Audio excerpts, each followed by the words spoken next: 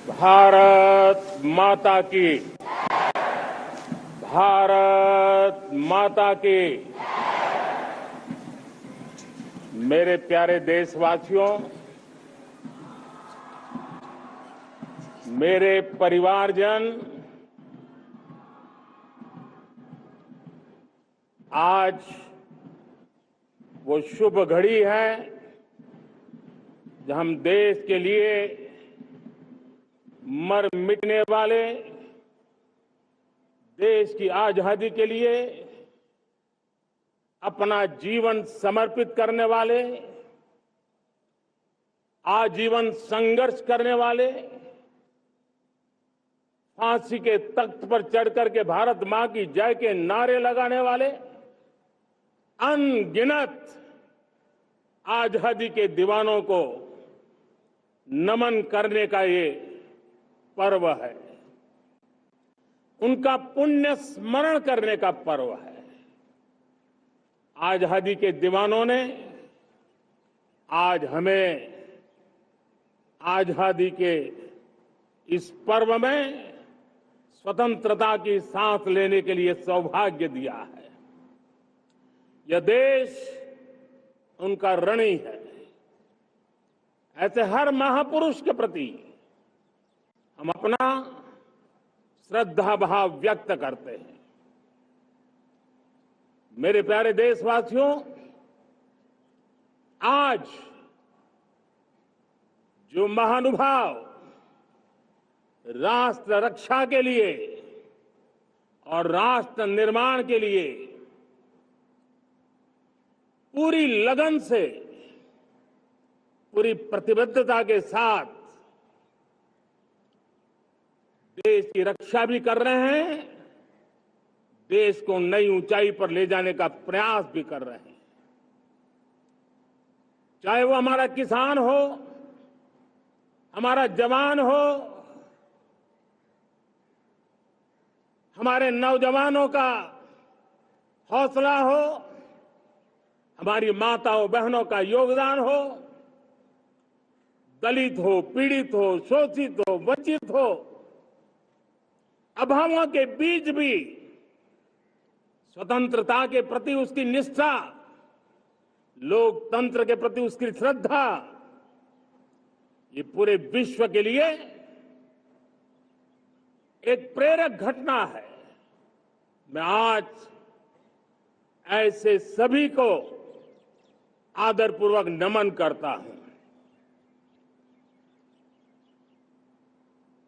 प्यारे देशवासियों, इस वर्ष और पिछले कुछ वर्षों से प्राकृतिक आपदा के कारण हम सबकी चिंता बढ़ती चली जा रही है। प्राकृतिक आपदा में अनेक लोगों ने अपने परिवारजन खोए हैं, संपत्ति खोई है, राष्ट्र ने भी पारावार नुकसान भोगा है। मैं आज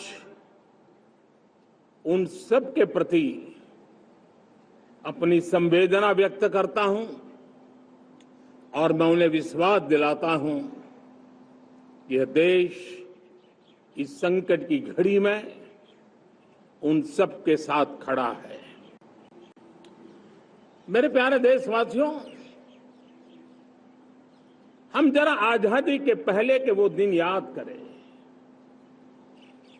सैकड़ों साल की गुलामी, हर कालखंड संघर्ष का रहा। युवा हो, बुजुर्ग हो, किसान हो, महिला हो, आदिवासी हो, उन्होंने गुलामी के खिलाफ जंग लड़ते रहे, अविरत जंग लड़ते रहे। इतिहास गवाह है कि 1857 के स्वातंत्र संग्राम जिसको हम याद करते हैं, उसके पूर्व भी हमारे देश के कई आदिवासी क्षेत्र थे जहां आजादी का जंग लड़ा जाता था। साथियों, गुलामी का इतना लंबा कालखंड,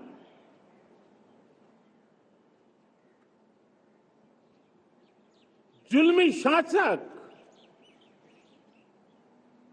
अपरंपार यातनाएं, सामान्य से सामान्य मानवीयों का विश्वास तोड़ने की हर तरकीब है। उसके बावजूद भी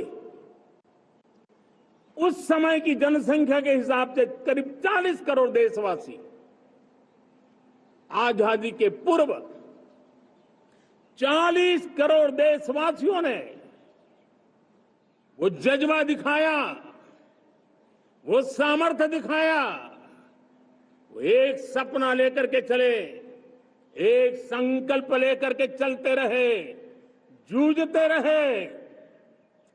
एक ही स्वर था, वंदे मातरम। एक ही सपना था, भारत की आजादी का। 40 करोड़ देशवासियों ने, और हमें गर्व है कि हमारी रगों में उन्हीं का खून है, वो हमारे पूर्वज थे। सिर्फ 40 करोड़ लोगों ने दुनिया की महासत्ता को उखाड़ करके फेंक दिया था, गुलामी की जंजीरों को तोड़ दिया था। अगर हमारे पूर्वज, जिनका खून हमारी रगों में है, आज हम तो 140 करोड़ है। अगर 40 करोड़ गुलामी की बेड़ियों को तोड़ सकते हैं, अगर 40 करोड़ आजादी के सपने को पूर्ण कर सकते हैं, आजादी लेकर के रह सकते हैं, तो 140 करोड़ देश के मेरे नागरिक, 140 करोड़ मेरे परिवारजन अगर संकल्प लेकर के चल पड़ते हैं, एक दिशा निर्धारित करके चल पड़ते हैं, कदम से कदम मिलाकर, कंधे से कंधा मिलाकर अगर चल पड़ते हैं, तो चुनौतियां कितनी भी क्यों ना हो, अभाव की मात्रा कितनी ही तीव्र क्यों ना हो, संसाधनों के लिए जूझने की नौबत हो तो भी हर चुनौती को पार करते हुए हम समृद्ध भारत बना सकते हैं। हम 2047 विकसित भारत का लक्ष्य प्राप्त कर सकते हैं। अगर 40 करोड़ देशवासी अपने पुरुषार्थ से, अपने समर्पण से, अपने त्याग से, अपने बलिदान से आजादी दे सकते हैं, आजाद भारत बना सकते हैं, तो 140 करोड़ देशवासी उसी भाव से समृद्ध भारत भी बना सकते हैं। साथियों, वो एक समय था जब लोग देश के लिए मरने के लिए प्रतिबद्ध थे और आजादी मिली थी। आज ये समय है देश के लिए जीने की प्रतिबद्धता का। अगर देश के लिए मरने की प्रतिबद्धता आजादी दिला सकती है, तो देश के लिए जीने की प्रतिबद्धता समृद्ध भारत भी बना सकती है।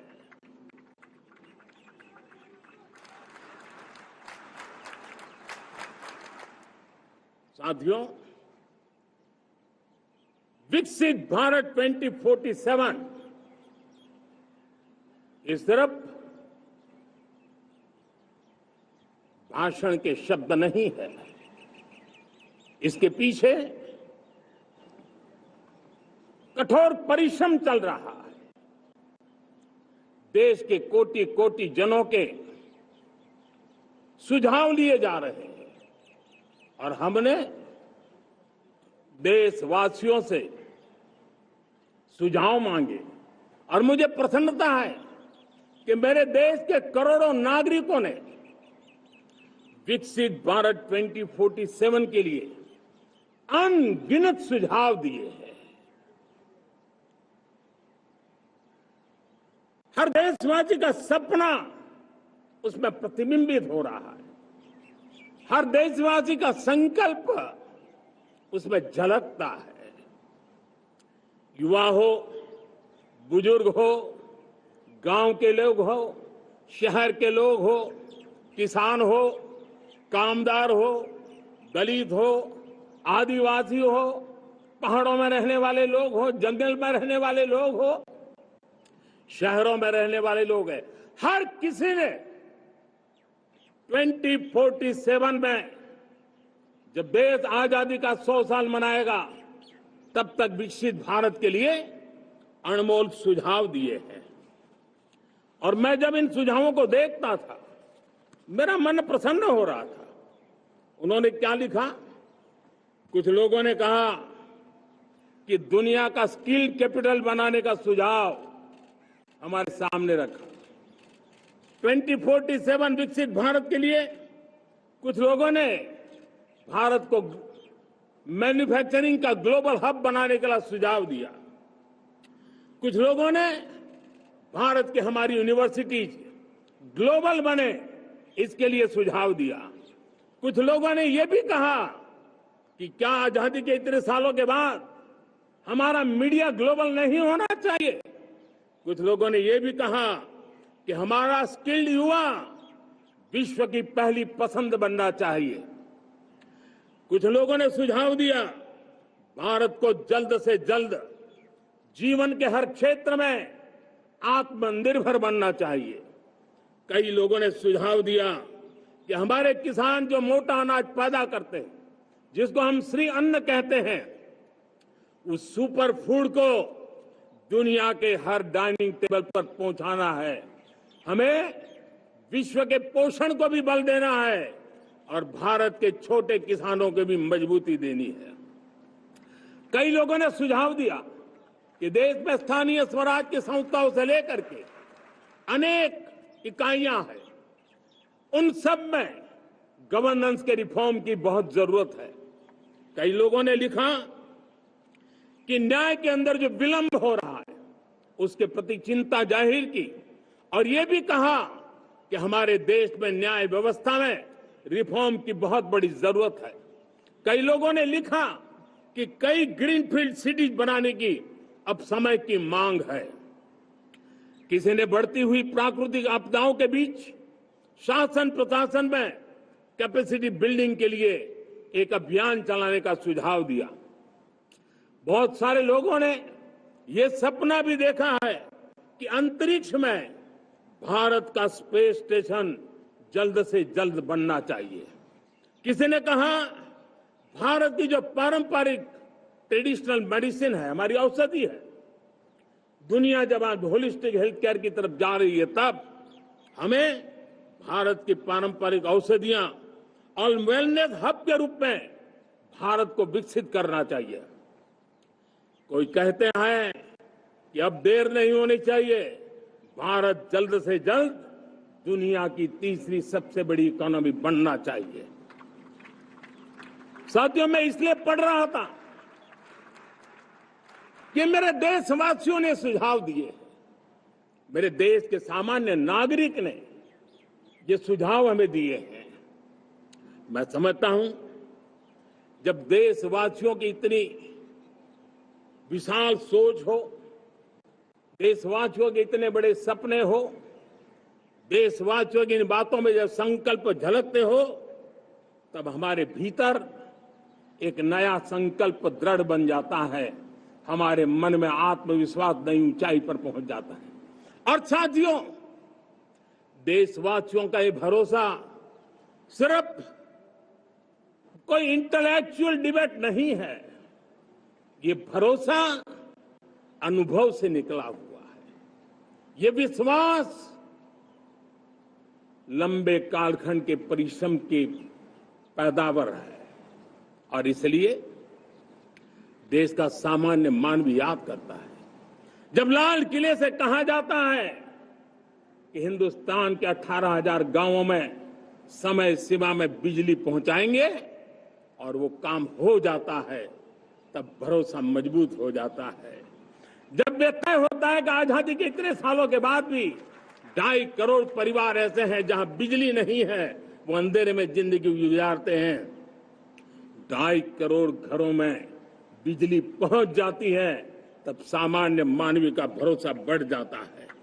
जब बार-बार से स्वच्छ भारत की बात कही जाए, तब इस देश के अग्रिम हरोर पंक्ति में बैठे हुए लोग हो, गांव के लोग हो, गरीब बस्ती में रहने वाले लोग हो, छोटे छोटे बच्चे हो, हर परिवार के अंदर स्वच्छता का वातावरण बन जाए, स्वच्छता की चर्चा हो, स्वच्छता के संदर्भ में एक दूसरे को रोक टोकने का निरंतर प्रयास चलता रहे। मैं समझता हूं कि ये भारत के अंदर आई हुई नई चेतना का प्रतिबिंब है। जब देश के सामने लाल किले से कहा जाए कि आज हमारे परिवारों में 3 करोड़ परिवार ऐसे हैं जिनके घर में नल से जल मिलता है, आवश्यक है हमारे इन परिवारों को पीने का शुद्ध पानी पहुंचे। जल जीवन मिशन के तहत इतने कम समय में नए 12 करोड़ परिवारों को जल जीवन मिशन के तहत नल से जल पहुंच रहा है। आज 15 करोड़ परिवार इसके लाभार्थी बन चुके हैं। हमारे कौन लोग वंचित थे इन व्यवस्थाओं से, कौन पीछे रह गए थे? समाज के अग्रिम पंक्ति के लोग इसके लिए अभाव में नहीं जीते थे। मेरे दलित, मेरे पीड़ित, मेरे शोषित, मेरे आदिवासी भाई बहन, मेरे गरीब भाई बहन, मेरे झुग्गी झोपड़ी में जिंदगी गुजारने वाले लोग, वही तो इन चीजों के अभाव में जी रहे थे। हमने अनेक ऐसे प्राथमिक आवश्यकताओं की पूर्ति के लिए जो प्रयास किया और उसका परिणाम हमारे इन सारे समाज के बंधुओं को मिला है। हमने वोकल फॉर लोकल का मंत्र दिया। आज मुझे खुशी है कि वोकल फॉर लोकल ने अर्थतंत्र के लिए एक नया मंत्र बन गया है। हर डिस्ट्रिक्ट अपनी पैदावार के लिए गर्व करने लगा है। 1 डिस्ट्रिक्ट 1 प्रोडक्ट का माहौल बना है। अब 1 डिस्ट्रिक्ट 1 प्रोडक्ट को 1 डिस्ट्रिक्ट का 1 प्रोडक्ट एक्सपोर्ट कैसे हो, उस दिशा में हर जिले सोचने लगे हैं। रिन्यूएबल एनर्जी का संकल्प लिया था। G20 समूह के देशों ने जितना किया है उससे ज्यादा भारत ने किया है, और भारत ने ऊर्जा के क्षेत्र में आत्मनिर्भर बनने के लिए, ग्लोबल वार्मिंग की चिंताओं से मुक्ति पाने के लिए हमने काम किया है। साथियों, देश गर्व करता है आज जब फिनटेक की सफलता को लेकर पूरा विश्व भारत से कुछ सीखना समझना चाहता है, तब हमारा गर्व और बढ़ जाता है। साथियों, हम कैसे भूल सकते हैं कोरोना के वो संकट काल। विश्व में सबसे तेज गति से करोड़ों लोगों को वैक्सीनेशन का काम हमारे इसी देशों में हुआ। यही देश हैं जो कभी आतताई आतंकवादी हमें आकर के मार के चले जाते थे। जब देश की सेना सर्जिकल स्ट्राइक करती है, जब देश की सेना एयर स्ट्राइक करती है, तो देश के नौजवानों का सीना ऊंचा हो जाता है, तन जाता है, गर्व से भर जाता है। और यही बातें हैं जो आज 140 करोड़ देशवासियों का मन गर्व से भरा हुआ है, आत्मविश्वास से भरा हुआ है। साथियों, इन सारी बातों के लिए एक सुविचारित प्रयास हुआ है। रिफॉर्म की परंपरा को सामर्थ्य दिया गया है, नक्कर तरीकों के, नक्कर लक्ष्य को लेकर के। और जब राजनीतिक नेतृत्व की संकल्प शक्ति हो, दृढ़ विश्वास हो, जब सरकारी मशीनरी उसको लागू करने के लिए समर्पण भाव से जुट जाती है, और जब देश के हर नागरिक उस सपने को पूरा करने के लिए, जन भागीदारी करने के लिए, जन आंदोलन बनाने के लिए आगे आता है, तब हमें निश्चित परिणाम मिलता ही रहता है। मेरे प्यारे देशवासियों, हम ये न भूलें कि इस देश उस परिस्थितियों से भी दशकों तक भी आजादी के बाद समय बिताया है, जब होती है, चलती है, अरे यार ये तो चलेगा, अरे हमें क्या मेहनत करने की जरूरत है, अरे मामला है अगली पीढ़ी दिखेगी, अरे हमको मौका मिला है यार, मौज कर लो, आगे वाला आगे का जाने, हमें क्या कर रहा है, हम अपना समय निकाल दें, अरे नया करने जाओगे कोई बवाल उठ जाए। पता नहीं क्यों देश में एक स्टेटस को का माहौल बन गया था। जो है उसी से गुजारा कर लो, यही का माहौल बन गया था। और लोग तो कहते हैं अरे भाई छोड़ो, अब कुछ होने वाला नहीं है, चलो, ऐसा ही मन मर गया था। हमें इस मानसिकता को तोड़ना था, हमें विश्वास से भरना था, और हमने उस दिशा में प्रयास किया। कई लोग तो कहते थे अरे भाई अगली पीढ़ी के लिए काम हम अभी से क्यों करें, हम तो आज का देखें। लेकिन देश का सामान्य नागरिक ये नहीं चाहता, वो बदलाव के इंतजार में था, वो बदलाव चाहता था, उसकी ललक थी, लेकिन उसके सपनों को किसी ने तवज्जो नहीं दी, उसकी आशा आकांक्षाओं को अपेक्षाओं को तवज्जो नहीं दी गई, और उसके कारण वो मुसीबतों को झेलते हुए गुजारा करता रहा, वो रिफॉर्म्स का इंतजार करता रहा। हमें जिम्मेदारी दी गई और हमने बड़े रिफॉर्म्स जमीन पर उतारे। गरीब हो, मिडिल क्लास हो, हमारे वंचित लोग हो, हमारी बढ़ती जाती शहरी आबादी हो, हमारे नौजवानों के सपने हो, संकल्प हो, आकांक्षाएं हो, उनके जीवन में बदलाव लाने के लिए रिफॉर्म का मार्ग हमने चुना। और मैं देशवासियों को विश्वास दिलाना चाहता हूं, रिफॉर्म के प्रति हमारी जो प्रतिबद्धता है वो पिंक पेपर के एडिटोरियल के लिए सीमित नहीं है। हमारे रिफॉर्म्स की ये प्रतिबद्धता है, वो 4 दिन की वाहवाही के लिए नहीं है। हमारी रिफॉर्म्स की प्रक्रिया किसी मजबूरी में नहीं है, देश को मजबूती देने के इरादे से है। और इसलिए मैं आज कह सकता हूं, रिफॉर्म का हमारा मार्ग एक प्रकार से ग्रोथ की ब्लूप्रिंट बनी हुई है। ये हमारा रिफॉर्म, ये ग्रोथ, ये बदलाव, ये सिर्फ डिबेट क्लब के लिए, इंटेलेक्चुअल सोसाइटी के लिए, एक्सपर्ट लोगों के लिए सिर्फ चर्चा का विषय नहीं है। साथियों, हमने राजनीतिक मजबूरी के कारण नहीं किया है। हम जो कुछ भी कर रहे हैं वो राजनीति का भागा गुणा करके नहीं सोचते हैं। हमारा एक ही संकल्प होता है, नेशन फर्स्ट, नेशन फर्स्ट, राष्ट्रहित सुप्रीम, ये मेरा भारत महान बने, इसी संकल्प को लेकर के हम कदम उठाते हैं। साथियों, जब रिफॉर्म की बात आती है, एक लंबा परिवेश है। अगर मैं उसकी चर्चा में चला जाऊंगा तो शायद घंटों निकल जाएंगे, लेकिन मैं एक छोटा सा उदाहरण देना चाहता हूं। बैंकिंग क्षेत्र में जो रिफॉर्म हुआ, आप सोचिए बैंकिंग क्षेत्र का क्या हाल था। न विकास होता था, न विस्तार होता था, न विश्वास बढ़ता था। इतना ही नहीं, जिस प्रकार की कारनामे चले उसके कारण हमारे बैंक संकटों से गुजर रहे थे। हमने बैंकिंग सेक्टर को मजबूत बनाने के लिए अनेकविध रिफॉर्म्स किए, और आज उसका कारण हमारी बैंक विश्व में जो इन्हीं गुनी मजबूत बैंक के हैं, उसमें भारतीय बैंकों ने अपना स्थान बनाया है। और जब बैंक मजबूत होती है ना, तब फॉर्मल इकोनॉमी की ताकत भी बढ़ती है। जब बैंक की व्यवस्था बन जाती है, जब सामान्य गरीब, खास करके मध्यम वर्ग के परिवार की जो रिक्वायरमेंट होती है, उसको पूरा करने की सबसे बड़ी ताकत बैंकिंग सेक्टर में होती है। अगर उसको होम लोन चाहिए, उसको व्हीकल का लोन चाहिए, मेरे किसान को ट्रैक्टर के लिए लोन चाहिए, मेरे नौजवानों को स्टार्टअप के लिए लोन चाहिए, मेरे नौजवानों को कभी पढ़ने के लिए, एजुकेशन के लिए लोन चाहिए, किसी को विदेश जाने के लिए लोन चाहिए, ये सारी बातें उसे संभव होती है। मुझे तो खुशी है कि मेरे पशुपालक भी, मेरे मछली पालन करने वाले भाई बहन भी आज बैंकों से लाभ ले रहे हैं। मुझे खुशी है मेरे रेहड़ी पटरी वाले लाखों भाई बहन आज बैंक से साथ जुड़ करके अपनी नई ऊंचाइयों को प्राप्त कर रहे हैं और विकास की दिशा में वो भागीदार बन रहे हैं। हमारे एमएसएमई, हमारे लघु उद्योग के लिए तो बैंक एक सबसे बड़ी सहायक होती है।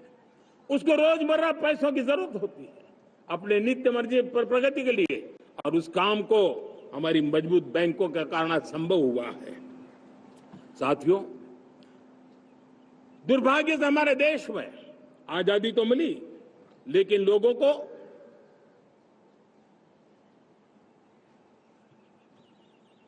एक प्रकार से माई बाप कल्चर से गुजरना पड़ा। सरकार के पास मांगते रहो, सरकार के पास हाथ फैलाते रहो, किसी की सिफारिश के लिए रास्ते खोजते रहो, वही कल्चर डेवलप हुआ था। आज हमने गवर्नेंस के इस मॉडल को बदला है। आज सरकार खुद लाभार्थी हितार्थी के पास जाती है। आज सरकार खुद उसके घर गैस का चूल्हा पहुंचाती है। आज सरकार खुद उसके घर पानी पहुंचाती है। आज सरकार खुद उसके घर बिजली पहुंचाती है।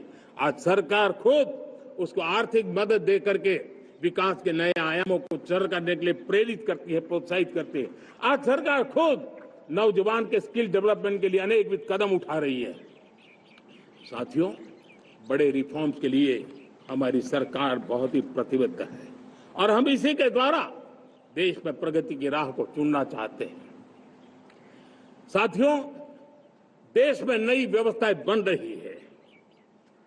देश को आगे ले जाने के लिए अनेक वित्त नीतियों को, अनेक वित्त पॉलिसीज को निरंतर बनाया जाए और नए सिस्टम पर देश का भरोसा भी बढ़ता रहता है, निरंतर बढ़ता रहता है। आज जो 20-25 साल का नौजवान है, जो 10 साल पहले जब 12-15 साल की उम्र का नौजवान था, उसने अपनी आंखों के सामने ये बदलाव देखा है। 10 साल के भीतर भीतर उसके सपनों को आकार मिला है, धार मिली है और उसके आत्मविश्वास में एक नई चेतना जगी है और वही देश का एक नया सामर्थ्य के रूप में उभरना है। आज विश्व भर में भारत की साख बढ़ी है, भारत के प्रति देखने का नजरिया बदला है। आज विश्व में युवाओं के लिए संभावनाओं के द्वार खुले हैं। रोजगार के अनगिनत नए अवसर जो शायद आजादी के इतने सालों के बाद भी नहीं आए थे, वो आज उनके दरवाजे पर दस्तक दे रहे हैं। संभावनाएं बढ़ती गई हैं, नए मौके बन रहे हैं। मेरे देश के युवाओं को अब धीरे धीरे चलने का इरादा नहीं है। मेरा देश का नौजवान इंक्रीमेंटल प्रगति में विश्वास नहीं करता। मेरा देश का नौजवान छलांग मारने के मूड में है। वो छलांग मार के नई सिद्धियों को प्राप्त करने के मूड में है। मैं कहना चाहूंगा, भारत के लिए गोल्डन एरा है। वैश्विक परिस्थितियों की तुलना में भी देखें, ये गोल्डन एरा है। ये हमारा स्वर्णिम कालखंड है। मेरे प्यारे देशवासियों, ये अवसर हमें जाने नहीं देना है। ये मौका हमें जाने नहीं देना चाहिए और इसी मौके को पकड़ करके अपने सपने और संकल्पों को लेकर के चल पड़ेंगे तो हम देश की स्वर्णिम भारत की जो अपेक्षा और हमें विकसित भारत का 2047 का लक्ष्य हम पूरा करके रहेंगे। हम सदियों की बेड़ियों को तोड़ करके निकले हैं। आज टूरिज्म का क्षेत्र हो, एमएसएमई का क्षेत्र हो, एजुकेशन हो, हेल्थ सेक्टर हो, ट्रांसपोर्ट सेक्टर हो, खेती और किसानी का सेक्टर हो, हर सेक्टर में एक नया आधुनिक सिस्टम बन रहा है। हम विश्व की बेस्ट प्रैक्टिसेस को भी आगे देख रखते हुए हम हमारे देश की परिस्थितियों के अनुसार आगे बढ़ना चाहते हैं। हर सेक्टर में आधुनिकता की जरूरत है, नएपन की जरूरत है, टेक्नोलॉजी को जोड़ने की जरूरत है और हर सेक्टर में हमारी नई नीतियों के कारण इन सारे क्षेत्रों में एक नया सपोर्ट मिल रहा है, नई ताकत मिल रही है। हमारे सारे अवरोध हटे, हमारी बंदी से दूर हो, हम पूरे सामर्थ्य के साथ चल पड़े, खिल उठे, सपनों को पा करके रहे, सिद्धि को हम अपने निकट देखें, हम आत्मसात करें, उस दिशा में हम चलना है। अब आप देखिए कितना बड़ा बदलाव हो रहा है। मैं एकदम जमीनी स्तर की बात करूं, विमेन सेल्फ हेल्प ग्रुप, आज 10 साल में हमारे 10 करोड़ बहनें विमेन सेल्फ हेल्प ग्रुप में जुड़ी है। 10 करोड़ नई बहनें। हमें गर्व हो रहा है कि हमारे सामान्य परिवार की, गांव की 10 करोड़ महिलाएं आर्थिक रूप से आत्मनिर्भर बन रही हैं। और जब महिला आर्थिक रूप से आत्मनिर्भर बनती हैं, तब परिवार की निर्णय प्रक्रिया की हिस्सेदार बनती हैं, एक बहुत बड़ी सामाजिक परिवर्तन की गारंटी लेकर के आती है। मुझे गर्व है इस बात पर, लेकिन साथ साथ मुझे गर्व इस बात का भी है कि हमारे सीईओ आज दुनिया भर के अंदर अपनी धाक जमा रहे हैं। भारत के हमारे सीईओ विश्व भर में अपनी धाक जमा रहे हैं। हमारे लिए खुशी की बात है कि एक तरफ मेरे सीईओ दुनिया भर में नाम कमा रहे हैं, भारत का नाम बढ़ा रहे हैं, तो दूसरी तरफ विमेन सेल्फ हेल्प ग्रुप से 1 करोड़ मेरी सामान्य परिवार की माताएं बहनें लखपति दीदी बनती है। मेरे लिए ये भी उतना ही गर्व की बात है। अब हमने सेल्फ हेल्प ग्रुप को 10 लाख रुपए से 20 लाख रुपए देने का निर्णय किया है। अब तक 9 लाख करोड़ रुपए बैंकों के माध्यम से हमारे इन विमेन सेल्फ हेल्प ग्रुप को मिले हैं, और जिसकी मदद से वो अपने अनेकविध कामों को बढ़ावा रहे हैं। मेरे साथियों, मेरे नौजवान इस तरफ ध्यान दें। स्पेस सेक्टर एक फ्यूचर है हमारे साथ जुड़ा हुआ, एक महत्वपूर्ण पहलू है। हम उस पर भी बल दे रहे हैं। हमने स्पेस सेक्टर में बहुत रिफॉर्म किए हैं। जिन बंधनों में हमने स्पेस सेक्टर को बांध के रखा था, उसे हमने खोल दिया है। आज सैकड़ों स्टार्टअप्स स्पेस के सेक्टर में आ रहे हैं। वाइब्रेंट बनता जाता हमारा स्पेस सेक्टर भारत को एक शक्तिशाली राष्ट्र बनाने का एक महत्वपूर्ण अंग है, और हम इसको दूर की सोच के साथ मजबूती दे रहे हैं। आज private satellite, private rocket launch हो रहे हैं। ये गर्व की बात है। आज मैं कह सकता हूं, जब नीति सही होती है, नियत सही होती है और पूर्ण समर्पण से राष्ट्र का कल्याण यही मंत्र होता है, तो निश्चित परिणाम हम प्राप्त करके रहते हैं। मेरे प्यारे देशवासियों, आज देश में नए अवसर बने, तब मैं कह सकता हूं 2 चीजें और हुई जिसने विकास को एक गति दी है, विकास को एक नई छलांग दी है। और ये है, पहला है आधुनिक इंफ्रास्ट्रक्चर का निर्माण। हमने इंफ्रास्ट्रक्चर को आधुनिक बनाने की दिशा में बहुत बड़े कदम उठाए हैं। और दूसरी तरफ सामान्य मानवीय के जीवन में जो बाधाएं हैं, ईज ऑफ लिविंग का हमारा जो सपना है, उस पर भी हमने उतना ही बल दिया है। पिछले 1 दशक में अभूतपूर्व इंफ्रास्ट्रक्चर का विकास हुआ है। रेल हो, रोड हो, एयरपोर्ट हो, पोर्ट हो, ब्रॉडबैंड कनेक्टिविटी हो,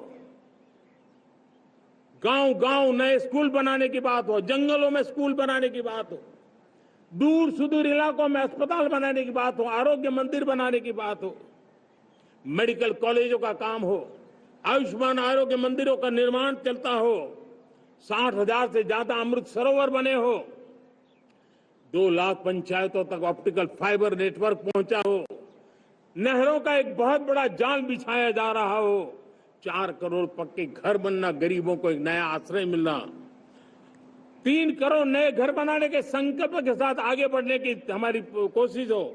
हमारा पूर्वी भारत, नॉर्थ ईस्ट, उसका इलाका आज इंफ्रास्ट्रक्चर के लिए जाने जाना लगा है।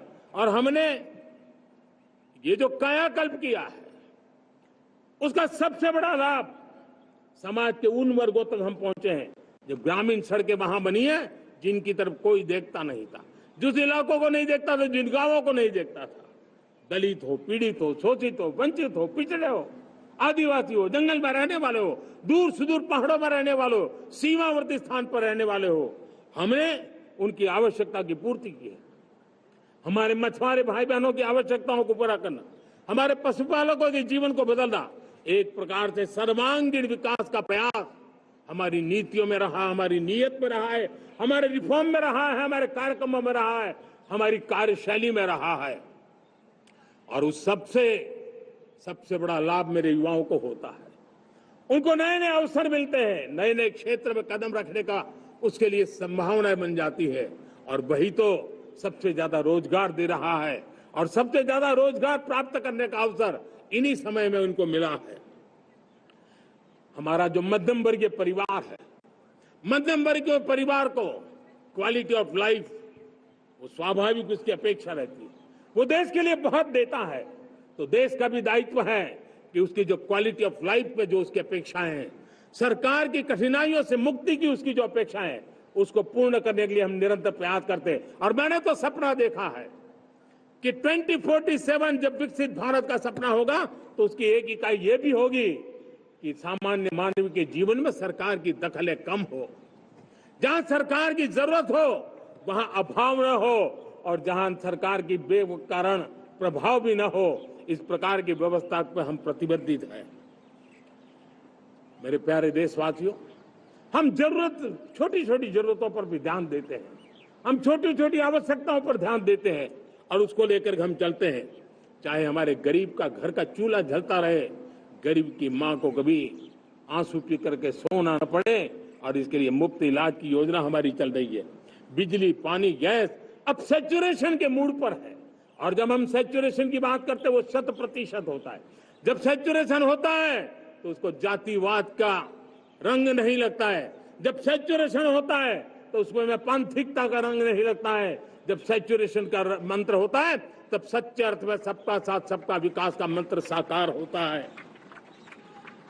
लोगों के जीवन में सरकार की दखल कम हो, उस दिशा में हमने हजारों कंप्लायंसेस के लिए सरकार सामान्य मानवी पर बोझ डालती थी, उन सारे कंप्लायंसेस को दूर किया। हमने देशवासियों के लिए 1,500 से ज्यादा कानूनों को खत्म कर दिया, ताकि कानूनों की जंजाल के अंदर देशवासियों को फंसना न पड़े। हमने छोटी छोटी गलतियों के कारण ऐसे कानून बने थे, उनको जेल में अंदर धकेल दिया जाए। हमने उन छोटे छोटे कारणों से जेल जाने के जो परंपराएं थी, उन सारे कानूनों को नष्ट कर दिया, और उसको कानूनों को जेल भेजने के प्रावधान को व्यवस्था से बाहर कर दिया है। आज हमने जो आजादी की विरासत के गर्व की बात हम जो करते हैं, सदियों से हमारे पास जो क्रिमिनल लॉ थे, आज हमने उसको नए क्रिमिनल लॉ, जिसको हमने न्याय संहिता के रूप में, और जिसके मूल में दंड नहीं पर नागरिक को न्याय, इस भाव को हमने प्रबल बनाया है। ईज ऑफ लिविंग बनाने के लिए देशव्यापी मिशन में काम करे। हर लेवल पर मैं सरकार के प्रतिनिधियों का आह्वान करता हूं। मैं जनप्रतिनिधि, वो किसी भी दल के क्यों न हो, किसी भी राज्य के क्यों न हो, सबसे आग्रह करता हूं कि हमने एक मिशन मोड में ईज ऑफ लिविंग के लिए कदम उठाने चाहिए। मैं हमारे युवाओं को, प्रोफेशनल्स को, सबको मैं कहना चाहता हूं, आप अपने स्थान पर जहां पर आपको छोटी छोटी दिक्कतें होती है, आप उसके सॉल्यूशन को लेकर के सरकार को चिट्ठी लिखते रहिए। सरकार को बताइए कि बिना कारण की कठिनाइयां है, उसको दूर करने से कोई नुकसान नहीं है। मैं पक्का मानता हूं आज सरकारें संवेदनशील है। हर सरकार, स्थानीय स्वराज्य की संस्था होगी या राज्य सरकार होगी या केंद्र सरकार होगी, उसको तवज्जो देगी। गवर्नेंस में रिफॉर्म्स, ये हमें विकसित भारत 2047 के सपने के लिए हमने उसको जोर लगा करके आगे बढ़ाना होगा, ताकि सामान्य मानवी के जीवन में अवकाश ही अवकाश पैदा हो, रुकावटें खत्म होती चली जाए। नागरिकों का डिग्निटी ऑफ सिटीजन, नागरिकों के जीवन में सम्मान मिले। डिलीवरी के संबंध में कभी किसी को ये कहने की नौबत ना आया कि ये तो मेरा हक था, मुझे मिला नहीं, उसको खोजना न पड़े। सरकार के गवर्नेंस में डिलीवरी सिस्टम को और मजबूती चाहिए। आप देखिए, देश में जब हम रिफॉर्म की बात करते हैं, आज देश में करीब करीब 3 लाख संस्थाएं काम कर रही है, चाहे पंचायत हो, नगर पंचायत हो, नगर पालिका हो, महानगर पालिका हो, यूटी हो, स्टेट हो, डिस्ट्रिक्ट हो, केंद्र, छोटी मोटी 3 लाख करीब करीब इकाइयां हैं। अगर ये हमारे 3 लाख इकाइयों को मैं आज आह्वान करता हूं कि अगर आप साल में अपने स्तर पर जिन चीजों की जरूरत है सामान्य मानव के लिए 2 रिफॉर्म करें। ज्यादा नहीं कह रहा हूं मेरे साथियों, एक पंचायत हो, एक राज्य सरकार हो, कोई विभाग हो, सिर्फ 1 साल में 2 रिफॉर्म और उसको जमीन पर उतारें। आप देखिए, हम देखते ही देखते 1 साल में करीब करीब 25-30 लाख रिफॉर्म कर सकते हैं। जब 25-30 लाख रिफॉर्म हो जाए तब सामान्य मानवी का विश्वास कितना बढ़ जाएगा, उसकी शक्ति राष्ट्र को नई ऊंचाई पर ले जाने में कितनी काम आएगी। और इसलिए हम अपने स्तर पर होती है चलती से मुक्ति पाकर के बदलावों के लिए आगे आए, हिम्मत के साथ आगे आए। और सामान्य मानवी की जरूरत, छोटी छोटी जरूरत होती है, पंचायत लेवल पर भी वो मुसीबतें झेल रहा है, उन मुसीबतों से हम मुक्ति दिलाएं तो मुझे पक्का विश्वास है कि हम सपनों को पार कर सकते हैं। मेरे प्यारे देशवासियों, आज देश आकांक्षाओं से भरा हुआ है। हमारे देश का नौजवान नई सिद्धियों को चूमना चाहता है, नए नए शिखरों पर वो कदम रखना चाहता है और इसलिए हमारी कोशिश है हर सेक्टर में कार्य को हम गति दें, तेज गति दें और उसके द्वारा पहले हम हर सेक्टर में नए अवसर पैदा करें। दूसरा, ये बदलती हुई व्यवस्थाओं के लिए जो सपोर्टिव इंफ्रास्ट्रक्चर चाहिए, उन इंफ्रास्ट्रक्चर पर हम बदलाव के मजबूती देने की दिशा में काम करें। और तीसरी बात है, नागरिकों की मूलभूत सुविधाओं के विषय में हम प्राथमिकता दें, उसको बल दें।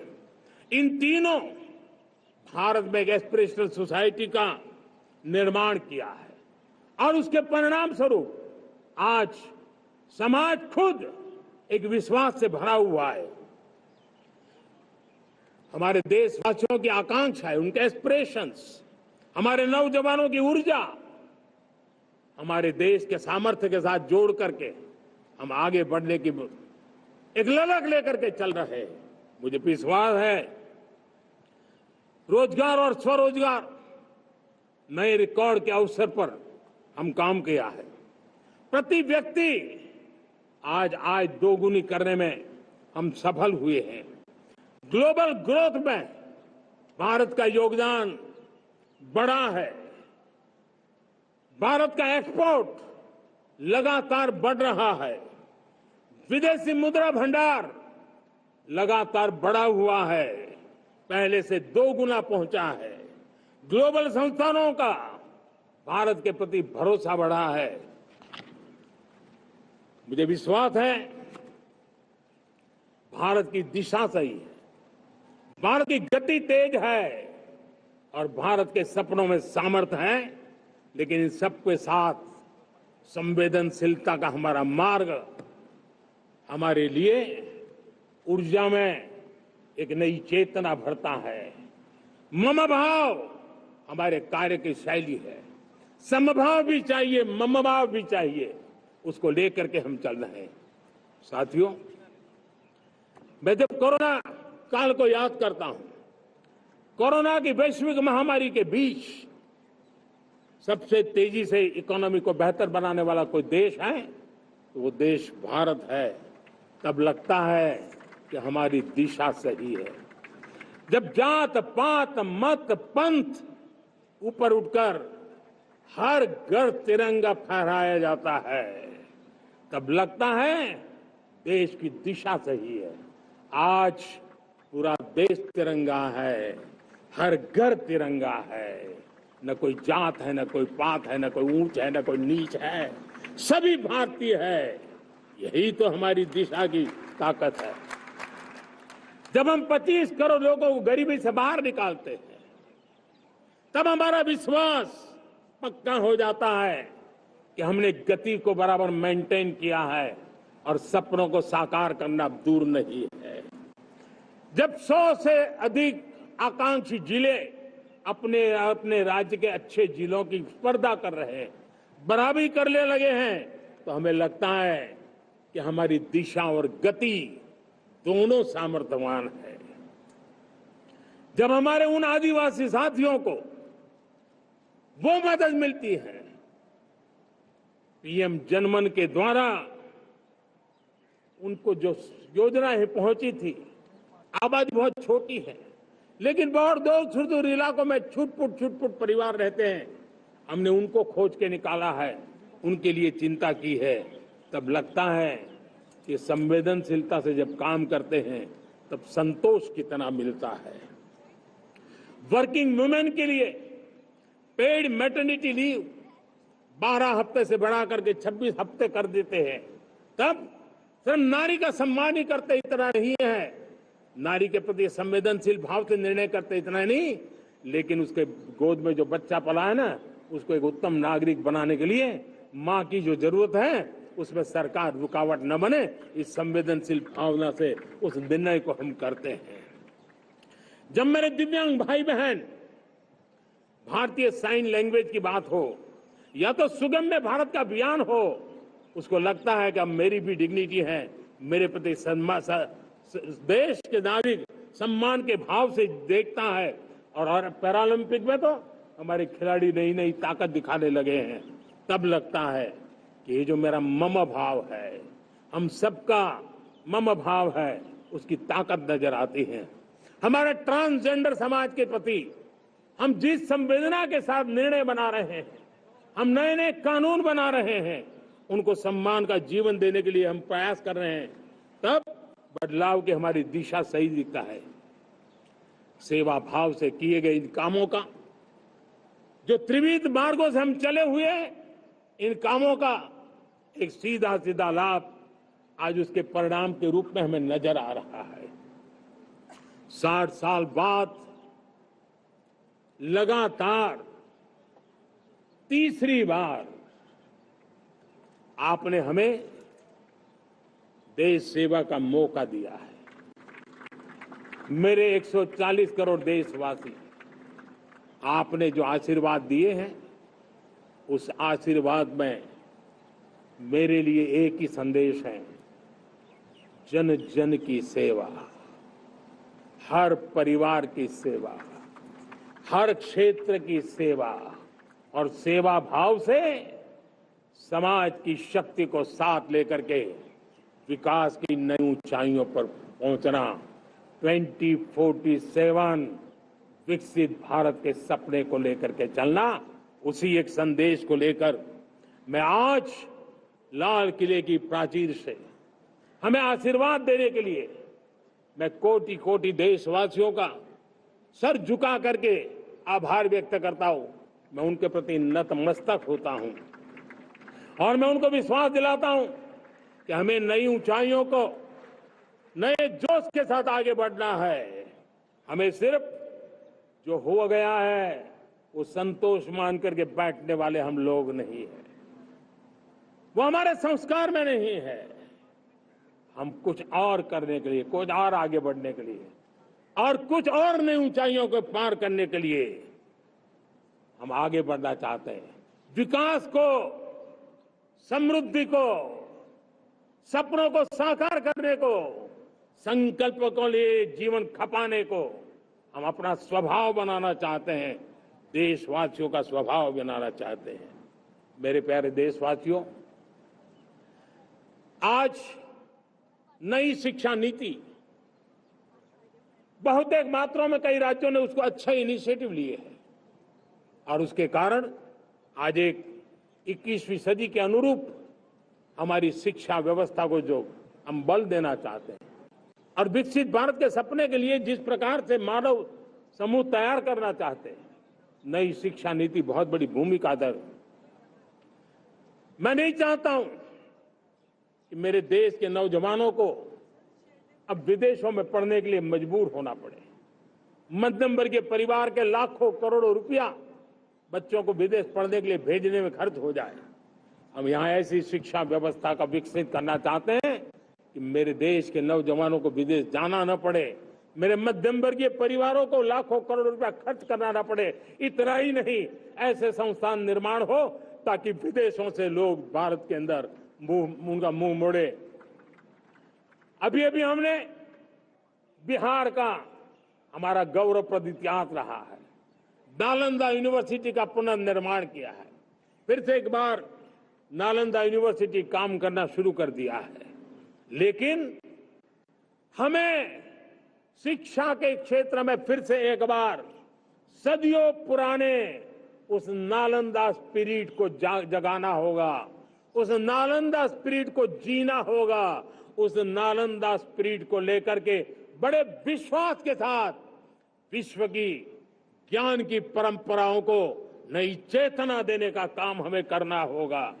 मुझे पक्का विश्वास है कि नई शिक्षा नीति ने मातृभाषा पर बल दिया है। मैं राज्य सरकारों से कहूंगा, मैं देश की सभी संस्थानों से कहूंगा कि भाषा के कारण हमारे देश की टैलेंट को रुकावट नहीं आनी चाहिए, भाषा अवरुद्ध नहीं होनी चाहिए। मातृभाषा का सामर्थ्य हमारे देश के छोटे छोटे गरीब से गरीब मां के बेटे को भी सपने पूरा करने का ताकत देता है। और इसलिए हमने हमारी मातृभाषा में पढ़ाई, जीवन में मातृभाषा का स्थान, परिवार में मातृभाषा का स्थान, उसकी ओर हमें बल देना होगा। मेरे प्यारे देशवासियों, जिस प्रकार से आज विश्व का बदलाव नजर आ रहा है और तब जाकर के स्किल का महत्व बहुत बढ़ गया है और हम स्किल को और नई एक ताकत देना चाहते हैं। हम इंडस्ट्री 4.0 को ध्यान में रख करके हम स्किल डेवलपमेंट चाहते हैं। हम जीवन के हर क्षेत्र में, हम एग्रीकल्चर सेक्टर में भी कैपेसिटी बिल्डिंग करके देने के लिए स्किल डेवलपमेंट चाहते हैं। हम तो हमारा सफाई का क्षेत्र हो, उसमें भी एक नए स्किल डेवलपमेंट की ओर बल देना चाहते हैं। और हम स्किल इंडिया प्रोग्राम को बहुत व्यापक रूप से इस बार लेकर के आए हैं।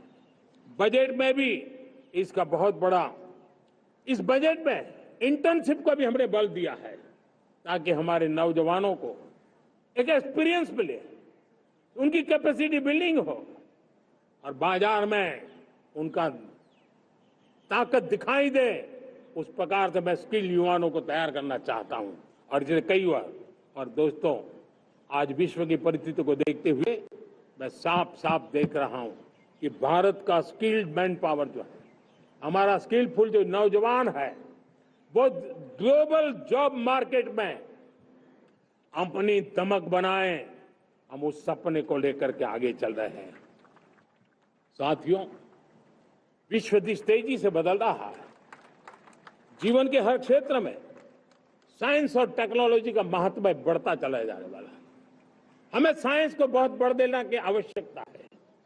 और मैंने देखा, चंद्रयान की सफलता के बाद हमारे स्कूल कॉलेज के अंदर साइंस और टेक्नोलॉजी के प्रति एक नई रुचि का वातावरण बना है, नई दिलचस्पी बढ़ी है। तब हमारे शिक्षा संस्थानों ने ये जो मनोभाव बना है, उसको नर्चर करने के लिए आगे आना होगा। भारत सरकार ने भी रिसर्च के लिए सपोर्ट बढ़ा दिया है। हमने ज्यादा से ज्यादा चेयर स्थापित किए। हमने नेशनल रिसर्च फाउंडेशन बना करके हमने उसको एक कानूनी परिवेश में ला करके स्थायी रूप से एक व्यवस्था विकसित की है ताकि रिसर्च को लेकर के निरंतर बल मिले और ये रिसर्च फाउंडेशन उस काम को करे। मेरे बड़े गर्व की बात है कि बजट में हमने 1 लाख करोड़ रुपया रिसर्च और इनोवेशन के लिए हमने देने का निर्णय किया है ताकि हमारे देश के नौजवान के पास जो आइडियाज है, उस आइडियाज को हम जमीन पर उतार पाए। साथियों, आज भी हमारे देश में मेडिकल एजुकेशन के लिए हमारे बच्चे बाहर जा रहे हैं। वैसा कहा मैंने, बड़े वो ज्यादातर मध्यम वर्गीय परिवार के हैं, उनके लाखों करोड़ों रुपए खर्च हो जाते हैं। और तब जाकर के हमने पिछले 10 साल में मेडिकल सीटों को करीब करीब 1 लाख कर दिया। आज मैं करीब करीब 25,000 युवा हर साल विदेश में मेडिकल एजुकेशन के लिए जाते हैं। और ऐसे ऐसे देश में जाना पड़ रहा है, कभी कभी तो मैं सुनता हूं तो हैरान हो जाता हूं।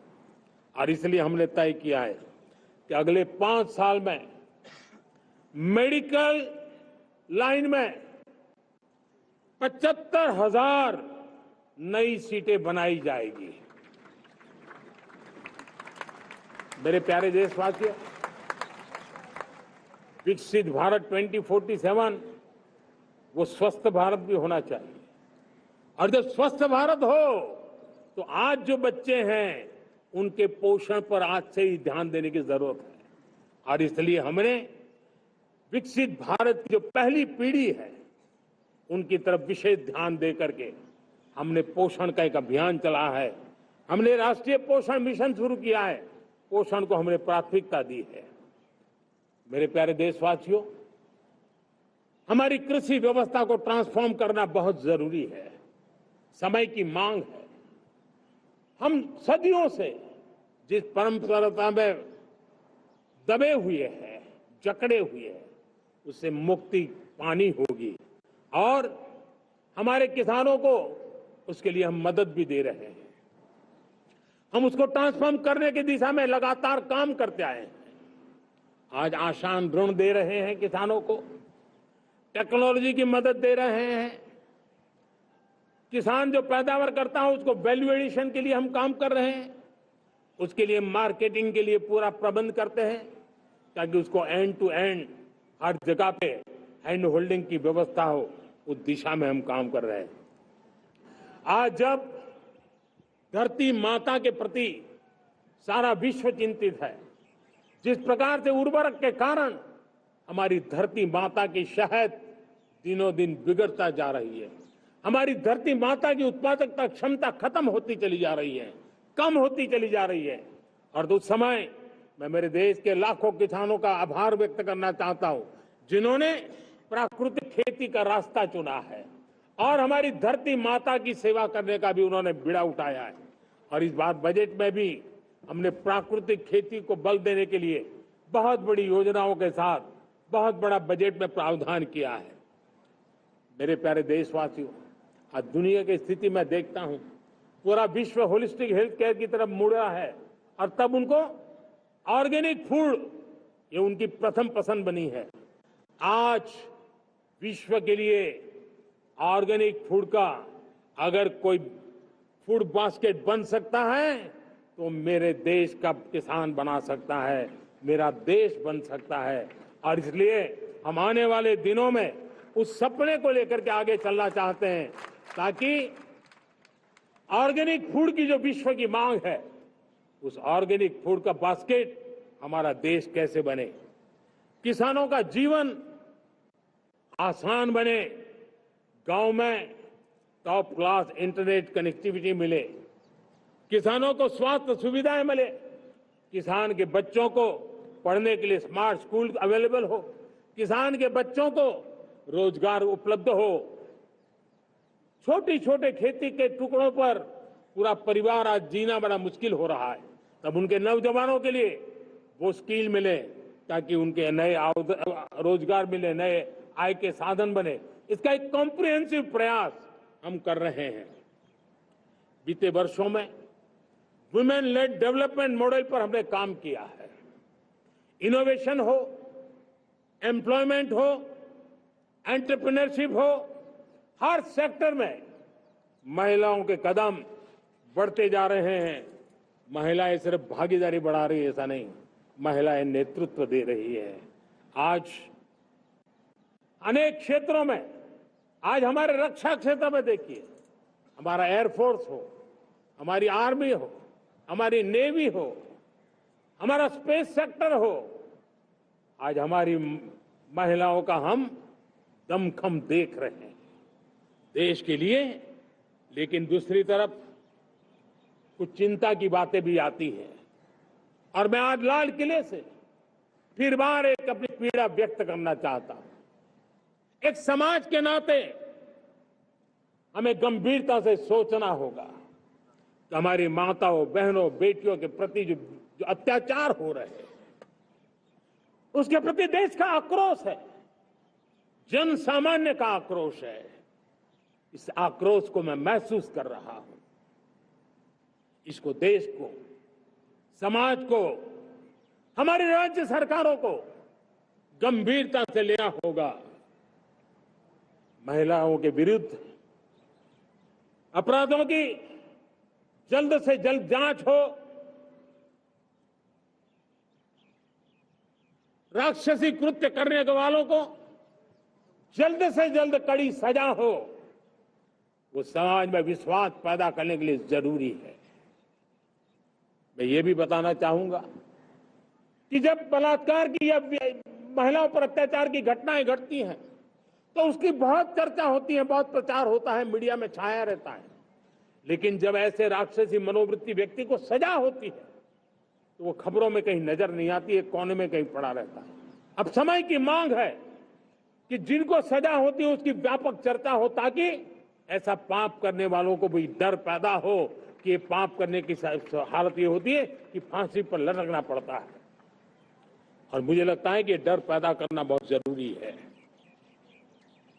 मेरे प्यारे देशवासियों, हमारे देश में ऐसी एक आदत बन गई थी स्वभाव से, हम देश को कम आंकना, देश के प्रति गौरव के भाव का अभाव होना, ये पता नहीं क्यों हमारे जहन में घुस गया था।